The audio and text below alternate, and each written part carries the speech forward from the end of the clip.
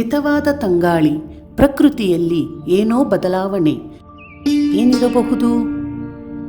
ಮಕರ ಸಂಕ್ರಮಣದ ದಿನ ಸೂರ್ಯ ತನ್ನ ಪಥ ಬದಲಿಸುವುದಿಲ್ಲ, ಭೂಮಿ ತನ್ನ ಪಥ ಬದಲಿಸುತ್ತೆ.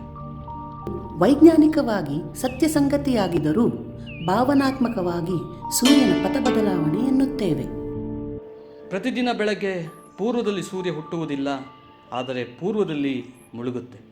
ಇದು ಕೂಡ ವೈಜ್ಞಾನಿಕವಾಗಿ ಸತ್ಯ. ಆದರೆ ಭಾವನಾತ್ಮಕವಾಗಿ ಸೂರ್ಯ ಉದಯಿಸುತ್ತಾನೆ ಎನ್ನುತ್ತೇವೆ.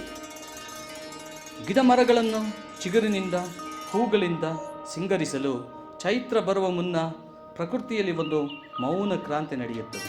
ಹಳೆಯದನ್ನೆಲ್ಲ ಉದುರಿಸಿ ಹೊಸ ಚಿಗುರು ಮೂಡಲು ಪ್ರಕೃತಿಯಲ್ಲಿ ನಡೆಯುವ ಈ ಸಂಕ್ರಾಂತಿ. ಇದು HKS ಇಂಟರ್ನ್ಯಾಷನಲ್ ಶಾಲೆ ವೈಜ್ಞಾನಿಕ ಸತ್ಯ ಸಂಗತಿಗಳನ್ನು ಭಾವನಾತ್ಮಕವಾಗಿ ಸಂಭ್ರಮಿಸುವ ಚಂದದ ಪರಂಪರೆ. HKS ಇಂಟರ್ನ್ಯಾಷನಲ್ ಶಾಲೆಯ ಪರವಾಗಿ ಎಲ್ಲರಿಗೂ ಮಕರ ಸಂಕ್ರಾಂತಿ ಹಬ್ಬದ ಶುಭಾಶಯಗಳು.